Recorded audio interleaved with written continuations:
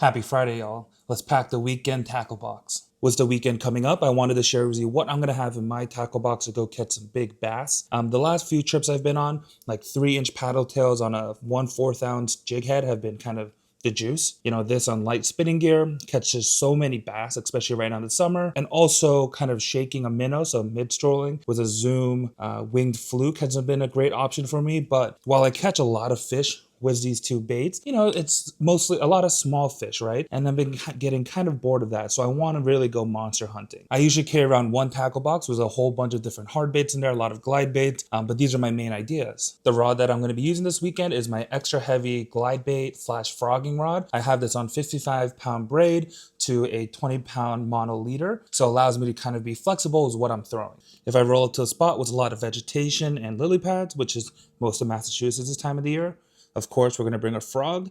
This is a Spro Bronzeye frog. I buy my frogs in a bright color, not more for the bass, but actually more for me, so I can see my frog in all that vegetation. And also something I'm trying, if there's not as much vegetation or I have a good amount of tree line with a lot of shade that I can kind of fish that shade line with, I'm going to go with these smaller top waters. So this is a Buka Rat for a wake bait, but also the Pompadour Junior for a little top water crawler. So any of these two always gets me fish. But also for my bigger topwater option, there's going to be another wake bait and another crawler. This is the Depth Silent Killer. And I think this is D brand, some big fish profile. Both of these fish profile kind of topwater baits. But I'm going to fish them in the same place as the smaller options, but also on the sparse vegetation. If I can draw a straight line through the lily pads, I can cast my bait into there and bring it right in between those pads so it doesn't get caught up. And a bait that I've been having a lot of success with, but also so much fun throwing, is this Tornado Innovations Clear Mini A-Rig with a bunch of blades on the front and one 1/4 ounce jig head to a 3-inch paddle tail. And of course, who doesn't love a glide bait bite? So I have the Raptor from Max Fishing. I've been meaning to fish this for a while. I also have my other big glide baits as well, but I'm going to start with this because I've been meaning to fish this.